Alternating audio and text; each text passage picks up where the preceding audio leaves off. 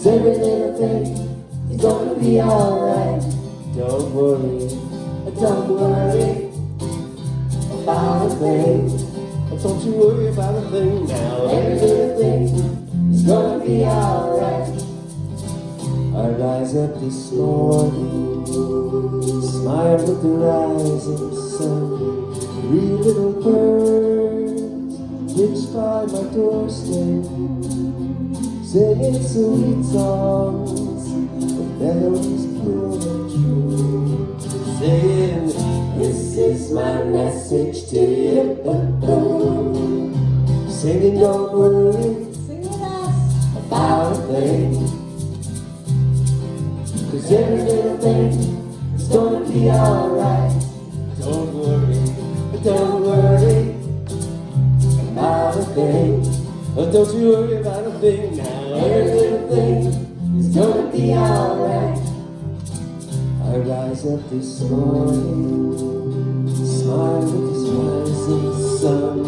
3 little birds pitch by my doorstep, singing sweet songs, melodies pure and true. Saying, this is my message to you. Singing, don't worry about a thing, 'cause every little thing is gonna be alright. Don't worry, singing, don't worry about a thing. But don't you worry about a thing now. Every little thing is gonna be alright. Every little thing is gonna be alright. Every little thing is gonna be alright.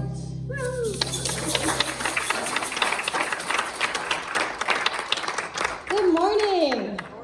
Well, I guess that's the end of the message. That about says it all, right? Thanks, Dave. Okay, I have, first of all, I want to recognize Marilyn for your beautiful music this morning. Thank you so much for being here. It's easy on the ears, I like that, and easy on the heart. Thank you. Okay, I have a really big announcement that should have been announced a long time ago, but here I am now announcing it for next week, because next week is Easter. Can you believe that? What? That's what I said. What? And we are having an early Easter labyrinth walk like we did last year, and then we're doing a breakfast afterwards, and we need people to come and we need people to cook. So, I know. So I have a sign-up sheet over here if anyone's interested in bringing something for the breakfast. We do the labyrinth walk at 7. So when we come in, we'll have this beautiful labyrinth set up in the sanctuary here. Some of you were at that last Easter. We also did the labyrinth walk on Thanksgiving at our Breaking Bread dinner that we had in November.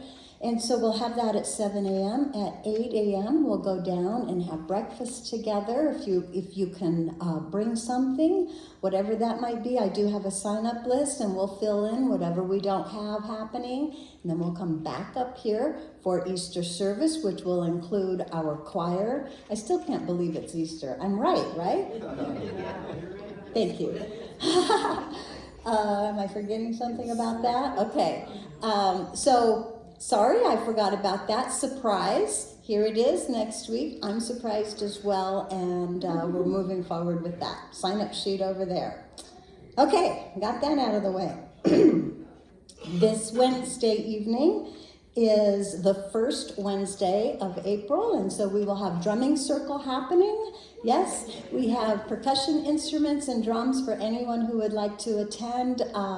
There is no experience encouraged. We just have a great time learning rhythms and communicating with each other in just the rhythms. So that's at 7 p.m. this Wednesday. So April 21st, 7 p.m., David Starr right here. So bring your friends and family. Let's see, I don't think I have any more announcements this morning. So I know I just need to relax. How about you? So let's just take a deep breath together here. As we relax right here into this present moment in which we have all gathered together this morning, here we are in this present moment right now. As we slow our breathing and turn our attention within, we can become attuned to that invisible divine presence within us and all around us. We can tune in to that divine energy source that we call God, and together we can remember why we gather in spiritual community as we speak our vision statement together now. This center offers a path for awakening to the realization of oneness, open hearts, inspired life, empowered love. Our spiritual community welcomes all people to embrace oneness as the truth of our being. Together, we see a world of love, peace, and abundance for all.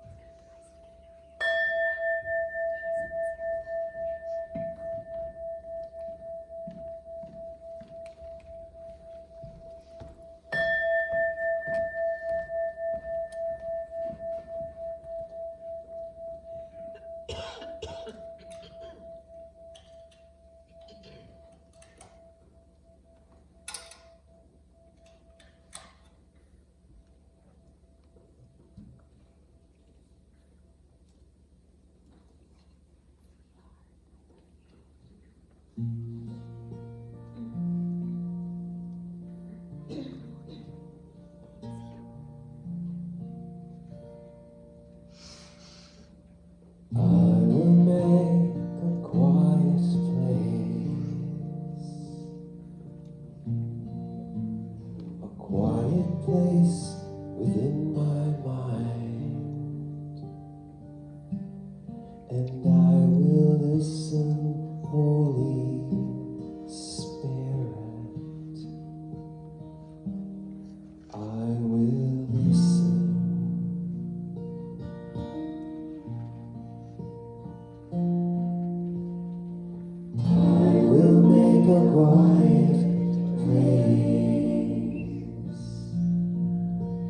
A quiet place within my heart, and I will listen, Holy Spirit. I will listen.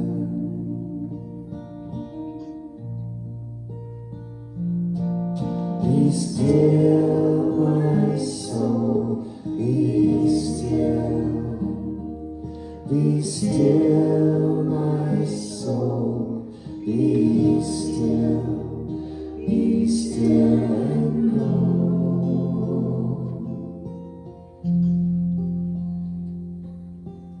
I will make a quiet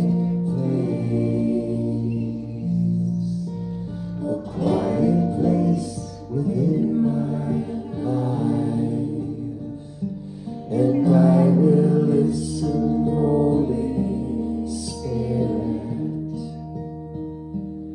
I will listen.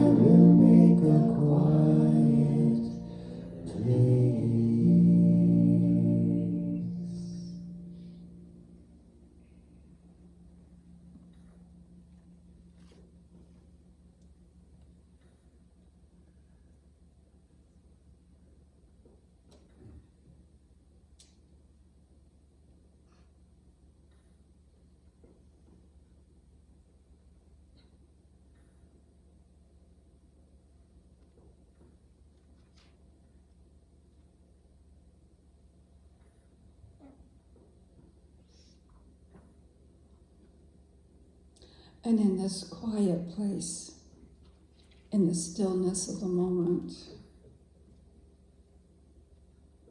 as we've released the bustle of the morning, let us consciously direct our awareness to that inner place of the divine, that place where the divine resides as each and every one of us. For that is the essence of all life, the source of all things, and we are a part. And as that divine is the only power, the only presence, the only life there is, and the only source, then I consciously align, knowing that that too is my birthright. That this divine essence is expressing through me, around me, as an emanation of itself, breathing and embracing me, every atom of my being. Each breath I take is the breath of the divine, and I express this life in my unique way. And as this is true for me, this is true for each and every one. For each of us is that unique emanation of all that Spirit is. We are one with this whole perfect and complete expression of life. And it is from this place that I affirm that we each yield to that all-knowing presence of Spirit, surrendering all of our littleness, fears, doubts, uncertainties, and entering into that calm and certain wholeness and completeness of Spirit. We allow our thinking mind to rest and Spirit to rise. And as we live through our divine inheritance, we let go of the littleness of our thinking, and we let Spirit lead and be our life. And we see as Spirit sees. We see the divinity in each other. We live from that place of compassion, of love, of empathy. For we are the best that we can be. We are Spirit in action, and our world is a better place for that awareness.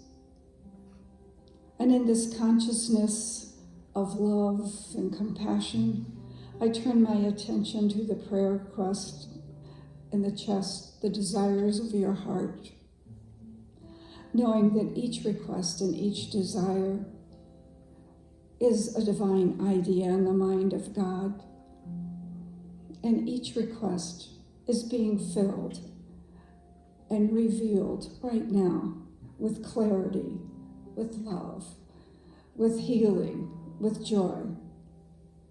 And each request is manifesting now in that wholeness and completeness of Spirit, overflowing with unconditional love, with clarity for each situation, knowing that the highest and best is coming forth for each and every one, and all is well.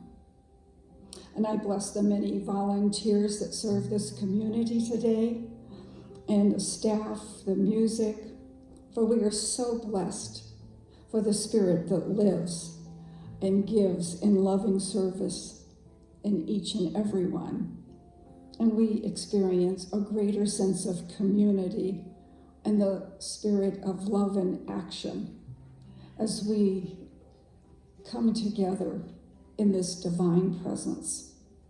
So I release this word with great thanksgiving knowing that this is already so.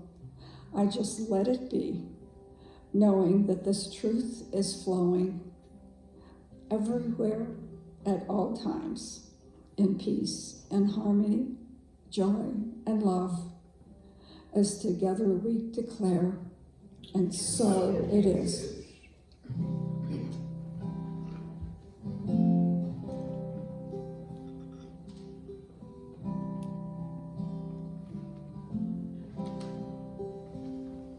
Get ready, my soul. I'm diving in. Get ready, my soul. I'm diving in to the deepest kind of love, to the sweetest kind of life. Get ready, my soul. 'Cause here I go, deeper, deeper, deeper than I've ever been before. Here I go, closer, closer, closer to my sacred source. Here I go, deeper, deeper, deeper than I've ever been before. Here I go, closer, closer, closer to my sacred source.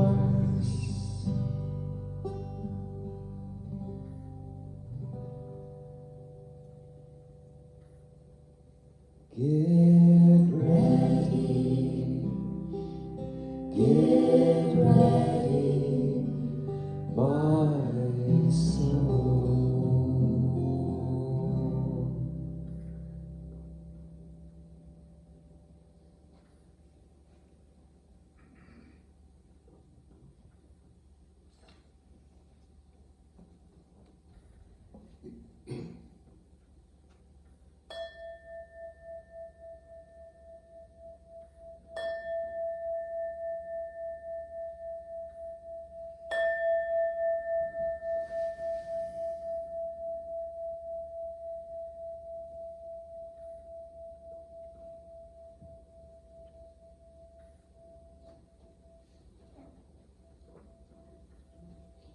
Good morning. Good morning.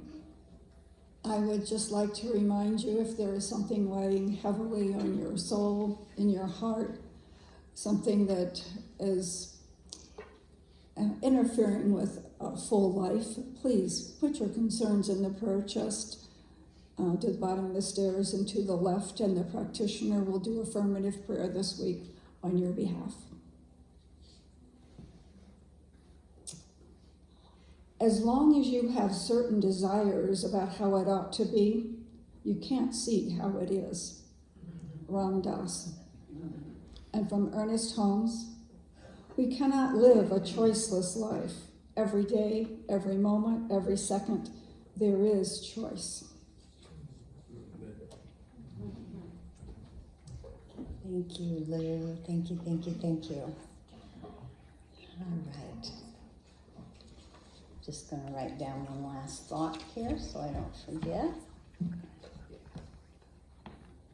Okay, here we are, April. Can you believe it?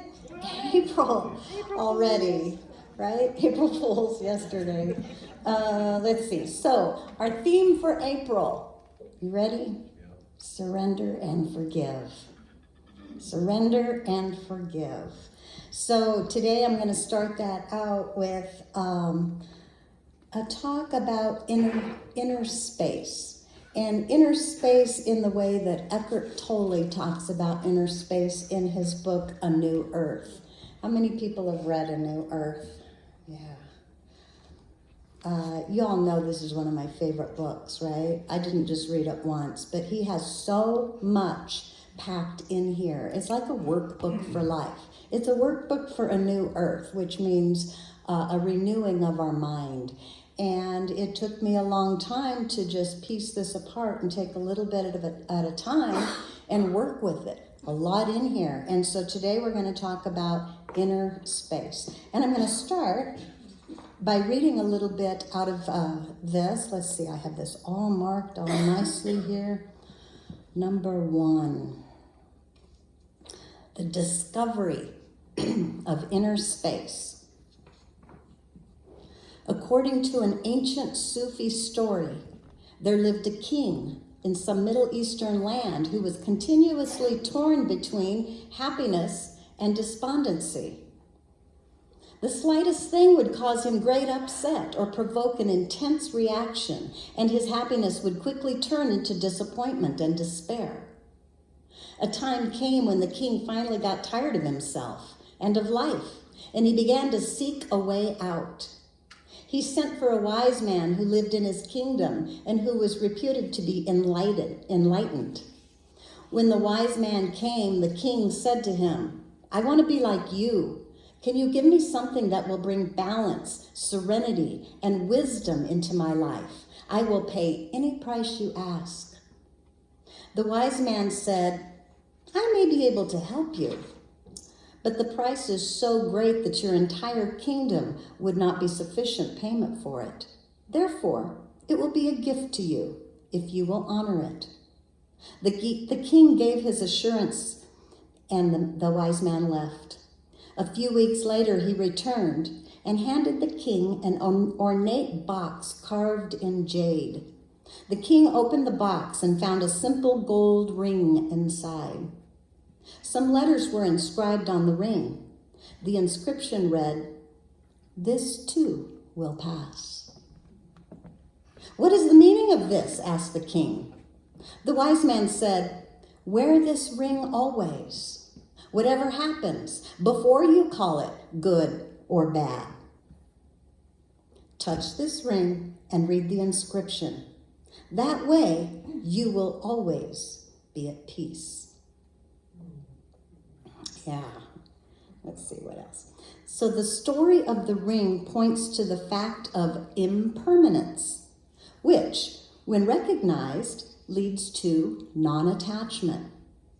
Non-resistance, non-judgment, and non-attachment are the 3 aspects of true freedom and enlightened living. When you are detached, you gain a higher vantage point from which to view the events in your life, instead of being trapped inside them.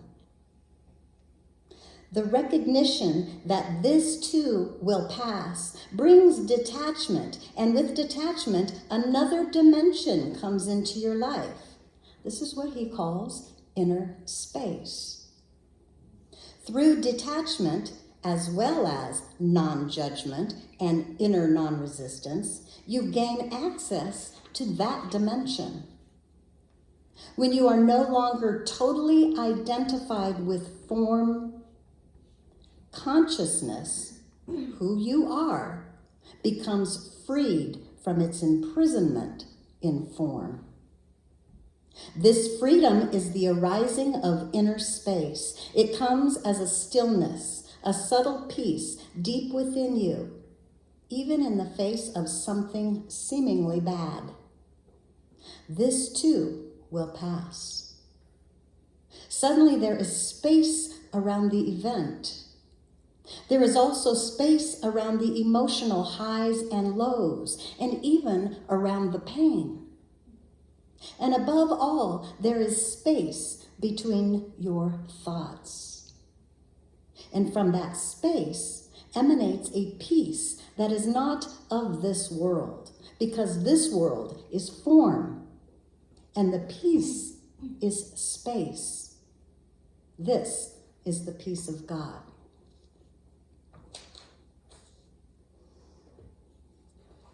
I don't think I was done.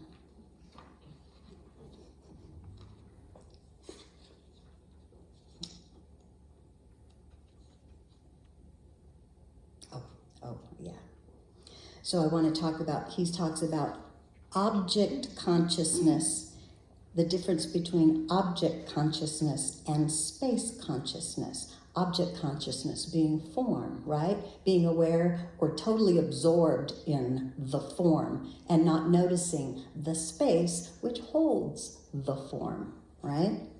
Most people's lives are cluttered up with things, material things, things to do, things to think about.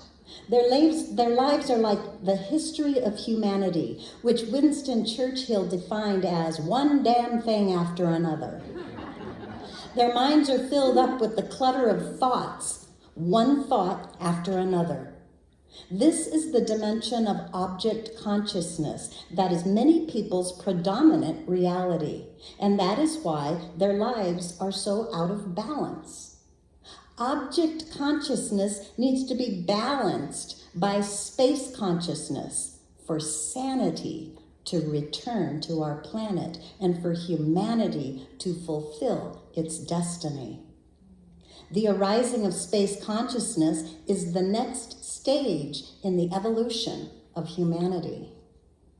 Space consciousness means that in addition to being conscious of things, we're conscious of the world, these things, which always comes down to sense perception, thoughts, and emotions. In addition to that, there is an undercurrent of awareness. Awareness implies that you are not only conscious of things or objects, but you are also conscious of being conscious. If you can sense an alert inner stillness in the background while things happen in the foreground, that's it, he says. This dimension is there for everyone, but most people are completely unaware of it. He says, sometimes I point to it by saying, can you feel your own presence? So I'm asking you that right now. Can you feel your own presence? Can you become aware of the space that the objects are in? It's a totally different way to think about things. So he says non-resistance, non-judgment, and non-attachment are the three aspects of true freedom and enlightened living. And he goes on to say that we need to balance out the attention that we give to our form or our physical life with the awareness of space, which he calls inner space. This presence, our presence, is the power behind the form. The divine power sourcing the form. It's sourcing us. And he says we find that power within us in the stillness and silence of our incessant thinking. He says detaching from our mindless thoughts and forms will help us to bring our lives back into balance. When we identify less with our thoughts and more with the presence within, that presence within will begin to make us more aware of the beauty, the wisdom, the perfection, and the abundance that is already all around us right now. He says this arising of space consciousness, that inner silence that he calls inner space, is the next stage in the evolution of humanity. So how do we disidentify with our physical life, or our ego, he sometimes calls that? How do we disidentify with our obsession with our body? Anybody obsessed with their body? We all are, aren't we? And the things that happen to us. How do we begin to really realize that this too shall pass and let worry and doubt go? Well, we call this surrender. We surrender to the perfection of the present moment. We surrender our materialistic thinking to our spiritual knowing. The practice of surrendering requires us to look at ourselves honestly and objectively. The good, the bad, and the ugly, right? Without judgment or attachment to any of it. No judgment or attachment of the good, the bad, or the ugly. Without resisting our good, our bad, or the ugly. We need to be brave enough to look at both the light and the dark within us. And not be afraid to see ourselves as we are right now. Your quote kind of said that. Surrender allows me to make friends with my light and then let that light guide me through my darkness. If we befriend the light within us, then the dark will be assimilated by the light, like the Borg, right? Love yourself enough to let go of old patterns of thinking and habits and allow yourself to soar to new adventures by thinking new, expanded God thoughts. So I have, I was looking on the internet again, and I came across this article, and I can't remember what the name of the article was. Five things holding you back from your potential. And it was written, this particular article was written by a man for men, and some men's article. And so men pay attention. But I thought, how could this just be for men? This is like me as well. And I thought this will be great for everybody. So I kind of enjoyed this. Some of the things that are holding us back the most are the things we're holding on to the tightest. Anybody ever have that experience? And he says, so this is him, and his name is Moreno Zugaro, okay?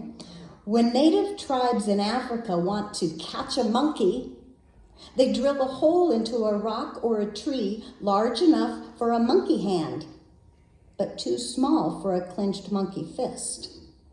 Then they fill it with peanuts. Once a monkey grabs the tree, it can't get its hand out of the hole anymore. It panics, holding on to the very thing that keeps it trapped. Interesting, huh? He says, often, we are that monkey. We hold on to relationships, jobs, and behaviors that keep us stuck. We don't realize that once we let go of the proverbial peanuts, we are free to find better things. You have almost unlimited potential, but if you want to realize it, you have to let go of what doesn't serve you. Unfortunately, these things are hard to see because you've held them for so long. So I have some work here. If you want to achieve your full potential, let go of these traps, he says. This is his article. The first one, the need to fit in keeps you stuck. So these are his words. Our society isn't that different from what it was a few thousand years ago. Yes, we have smartphones, sports cars, houses, and AC and deodorant to stop assaulting others with our armpits during hot summers. But above all, we have social structures, friends, family, and a boss to answer to. Back in the day of Cory the caveman, we had to fit in with the tribe. If we didn't, the members would whack us over the head with the club and kick us out, which was almost certain death sentence, right? Today, we still have that need. We're afraid of rejection, of raising eyebrows, and of attracting negative attention because we wear the wrong clothes. It's what makes you try to fit in. Can anybody relate to those things? But if you always try to find ways to please others, you'll end up losing yourself. You'll get stuck in a toxic relationship because you're afraid of what others might think. If you go to counseling, you won't start your business because you'll have to cut expenses. You hold your tongue and betray yourself instead of speaking your truth. He says, listen, you don't have to fit in anymore. Disagreeing with someone won't ruin your life. It's normal to have conflict. It's normal to not fit in with everybody. You have so much potential inside of you, but you can only use it if you're willing to disagree with others. Your life isn't theirs. The need to fit in or to be liked keeps you stuck. So I was kind of relating what he said in this article, which is kind of like objective consciousness, right? He's talking about your life, your work, your relationships, things here in this world. And I kind of want to relate that to some of Eckhart Tolle's book here. So it kind of touches on the same idea when Eckhart calls it identifying with your ego. Okay, so let me just read a little bit here of Eckhart about this kind of subject. He says, here are some ways in which people unconsciously try to emphasize their ego or their form identity. Some ways we try to emphasize that ego, make it bigger, okay? Not disidentify, but emphasize. He says, if you are alert and honest enough, you may be able to detect some of these unconscious patterns within yourself. He says, so these are the ways. Demanding recognition for something you did and getting angry or upset if you don't get it. Or maybe giving your opinion when nobody has asked for it and it makes no difference to the situation. These could be subtle things. You know, I find myself, remember last week I talked about saying something you wished you didn't? Sometimes that's an opinion that wasn't even asked for and didn't really make a difference in the situation. So I'm just asking you to be honestly observant of yourself if you'd like to disidentify with these things. Being more concerned with how the other person sees you than with the other person. Trying to make an impression on others through possessions, knowledge, good looks, status, physical strength, and so on. How about taking things personally? None of you, I'm sure. Feeling offended. Making yourself right and others wrong. Wanting to be seen or to appear important. Once you have detected such a pattern within yourself, I suggest that you conduct an experiment. Find out what it feels like and what happens if you let go of that pattern. Just drop it and see what happens. He says, de-emphasizing who you are on the level of form is another way of generating consciousness. Discover the enormous power that flows through you into the world when you stop emphasizing your form identity, or another word for that is your ego. Slide number 2. Where are we? The desire for an easy life makes yours hard. Interesting, eh? So he says, you can only live an easy life if you choose a hard one. This is back to the article. Financial freedom, time with your family, and being fit and healthy, they require sacrifices, do they not? You'll have to put in extra hours, wake up early and sweat in the gym. That's how life works. He says, contrast that to what most people do, and you'll know why they struggle. They buy new iPhones. They stay up late drinking beer and inhale donuts like a vacuum cleaner. Probably none of you. Some of me, maybe. I'm not saying you can never do that. I buy cake every week. I party until the sun rises. In 2 months, I'll buy myself a new iPhone. He says, so what's the difference? He says, I only do it once I've worked for it. I've dedicated the last 3 years to growing a business and the last 11 to lifting weights. I've made life hard for myself so it could be easy in the long run. He says, once you've reached a comfortable position, you get used to it. You don't want to put all the hard work in over and over. You want to enjoy the fruits of your labor. And I get that, he says. But this mindset keeps you stuck. Leveling up and reaching your full potential requires you to make sacrifices again, whether it's at work, in your relationship, or at the dinner table. Don't expect to move forward if you don't fuel the engine. When you get too comfortable and want life to be easy all the time, it becomes hard. Isn't that so interesting? I think he's really onto something here that kind of sounds wonky in the first place, right? Kind of hard to understand. The desire for an easy life, which we may equate with lounging around, doing nothing, or not wanting to work hard. It makes your life always appear to be hard. It takes mental effort, mental discipline to be aware of our tricky ego that wants the easy life. The ego wants to do nothing for something. It wants something for nothing. The universe will be to you what you are to it. Everything is what you make it. It is in our choice to dig deep and do the hard inner work that brings the easy life.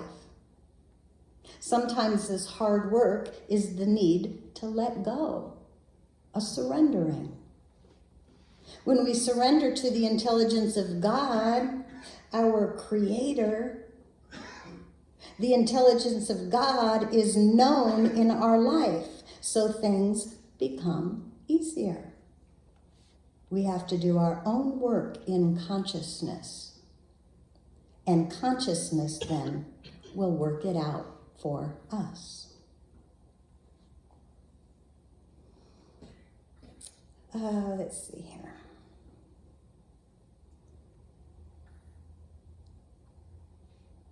I'm debating whether to read that story. I think I'll go on to number 3.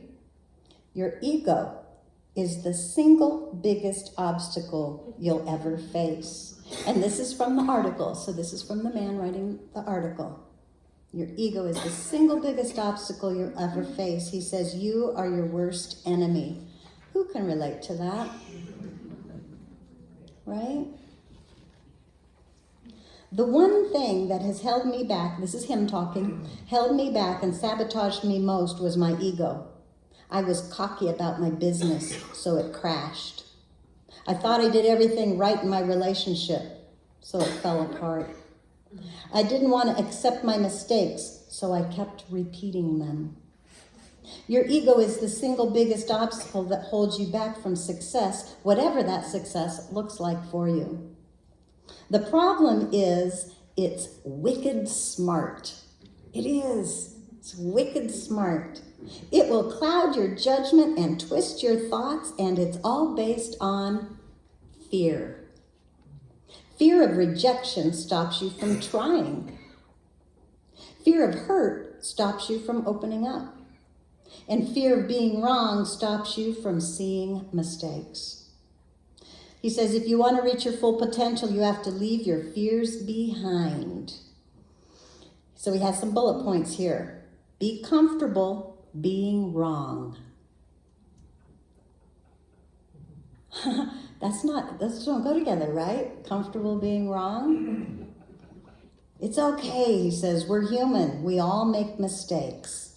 Be comfortable being wrong. Less talk, more action. Yes, you feel good when you boast about your accomplishments or your grand plans. But if you want to make progress, that is wasted breath. Go to work instead. Number 3 bullet point. Stop telling yourself stories. A story like, they don't like me because I'm short. Wait, what?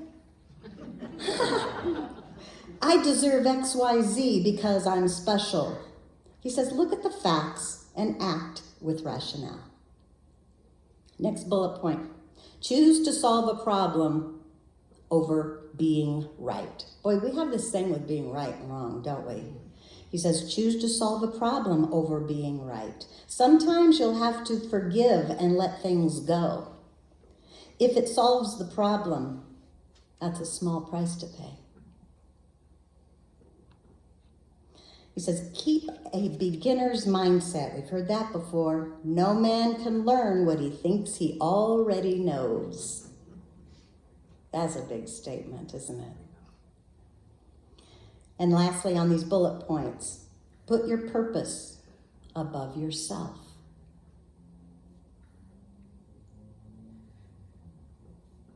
You will perish, but your legacy won't.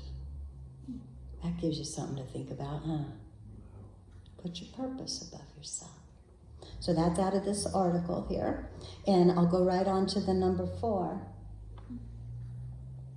The beliefs and habits that no longer serve. So you need to release the beliefs and habits that no longer serve you. We all know that it's way easier to say than it is to do.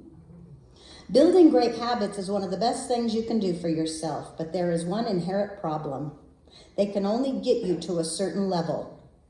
He says training 3 times a week, journaling every weekend, and reading 10 pages a day are great. But if you want to go further, you have to actually adopt different behaviors. Maybe your relationship demands more attention. Maybe your kids need more time. Maybe climbing the corporate ladder requires you to learn another skill. You have to recognize when a behavior no longer serves you. And this isn't just about habits. It's about your beliefs. Beliefs are habitual thoughts. Like, I have to work more to make more. My kids are the most important thing to me. Hitting the gym is the best sport. These were all true in the past, but are they still? So he's asking to question those beliefs. What if the key to making more money isn't more work, but finding someone who pays you better? What if you need another purpose now that your kids are grown? What if heavy lifts at the gym hurt your joints? Examine what you believe to be true. Shake up your thoughts. Ask the tough questions. If you want to get further, sometimes you have to let go of what got you so far.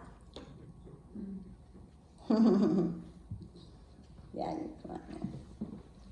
So I'm going to read just a little bit more out of Eckhart Tolle here.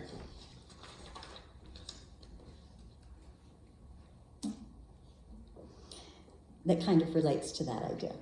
He says, someone recently showed me the annual prospectus of a large spiritual organization.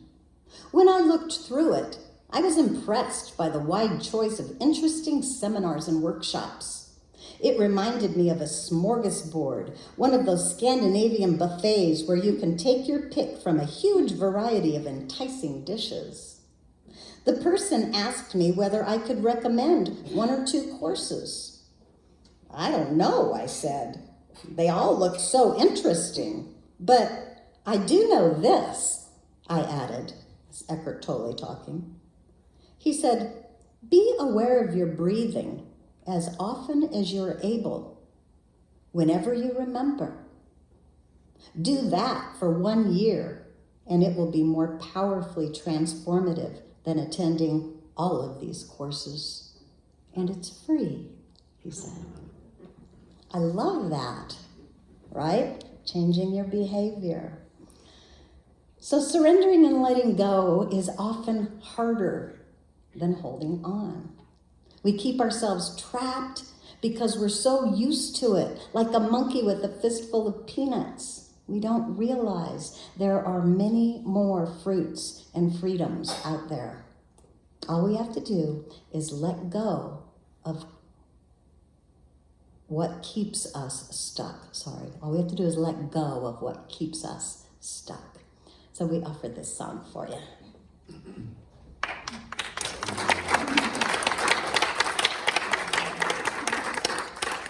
So this next song from John Aston, he said he was going through a particularly difficult time. And he was thinking, how can I stretch to get big enough for this? because it feels bigger than my heart. He said one night he was out on his deck, he got down on his knees, he looked up at the night sky, raised his arms up and said, "What do you want from me?" And this song tells the answer to that question. So there is a phrase here, Shiva Mahadeva. Shiva, that aspect of God that destroys anything that stands in the way of realizing truth. Mahadeva, great God, goddess.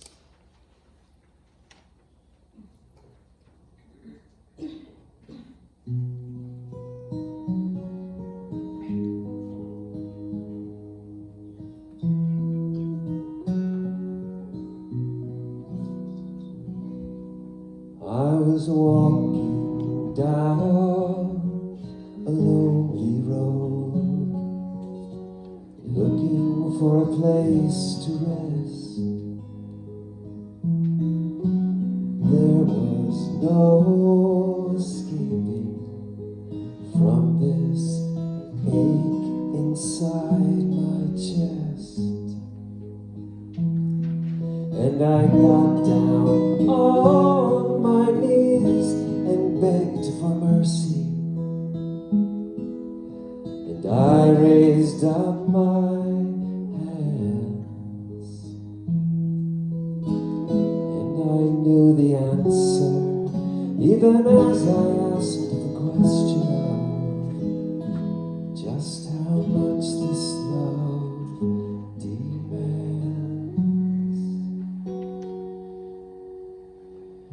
It's everything, everything, nothing less than everything will do. And when everything is burnt, I will take these ashes and offer them up to you.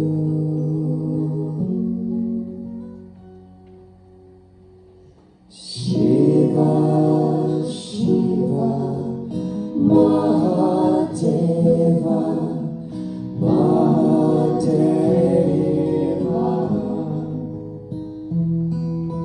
Shiva, Shiva, Mahadeva, Mahadeva.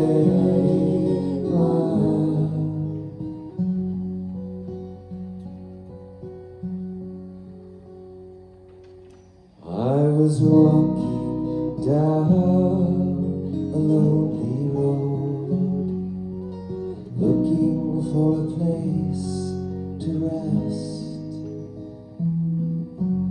There was no escaping from this ache inside my chest. And I got down on my knees and begged for mercy. And I raised up my hands.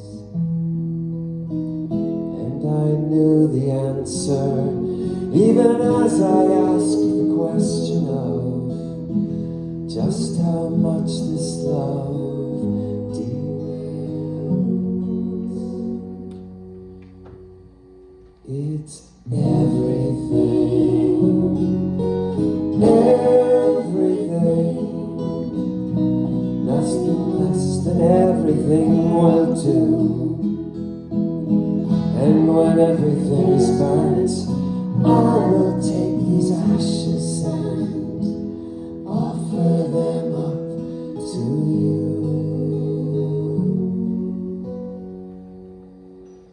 Shiva, Shiva, Mahadeva, Mahadeva.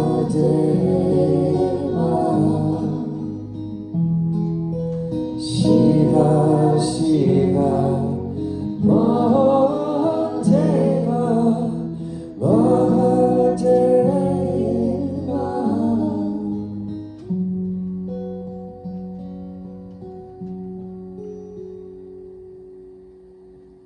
it's everything.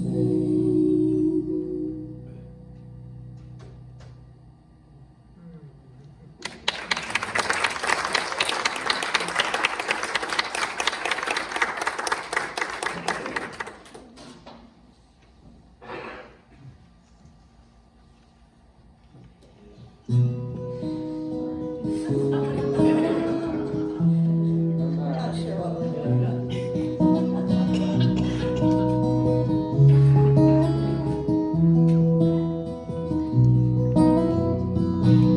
God, you are every mountain. God, you are every ocean. God, you are every canyon, every inch of earth and sky.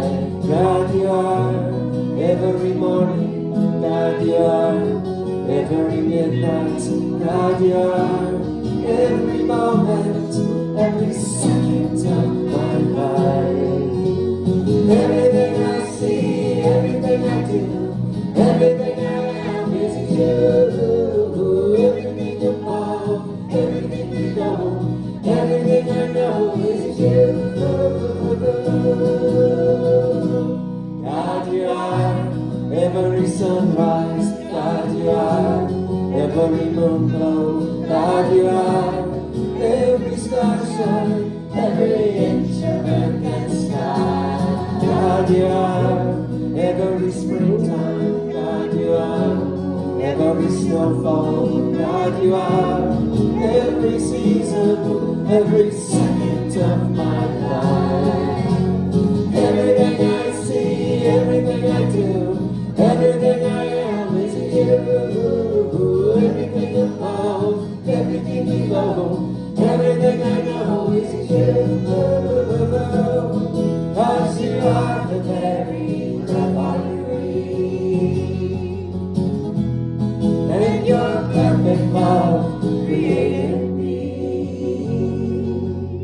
Everything I see, everything I do, everything I am is you. Everything you know, everything you know, everything I know is you. Everything I see, everything I do, everything I am is you. Everything you know, everything you know, everything I know is you. Everything I see, everything I do, everything I am is you. Everything you know, everything you know, everything I know is you.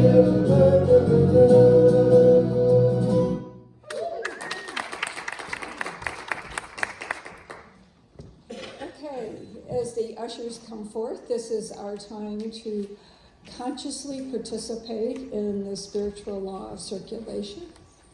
So if you'll take your gift in your hand, and just know with me that this is a small symbol of the abundance that flows in and through my life, as God is the source, the ungivingness, the givingness of God is total, and you cannot outgive the givingness of God. And our affirmation: I allow prosperity to come into my life today.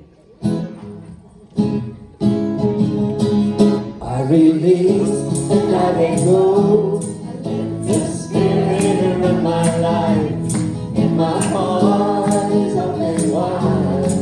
Yes, I'm only here for God. No more struggle, no more strife. With my faith I see the light. I am a ray in the spirit. Yes, I'm only here for God. I release and I let go. I let the spirit run my life. In my heart is open wide. Yes, I'm only here for God. No more struggle, no more strife. With my faith I see the light. I am the ray in the spirit. Yes, I'm only here for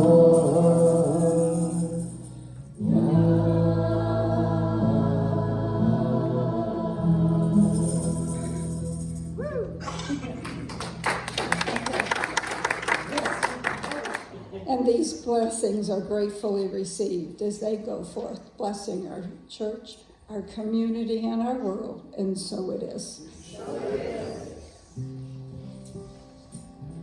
Thank you so much, Lou. Thank you, thank you, thank you. Otherwise, I think we're ready to claim our good, all new good here. So let's look at it for just a minute. And then we're going to say these all together, all the way down, out loud. Express this. Here we go. I have the courage to recognize the light within myself.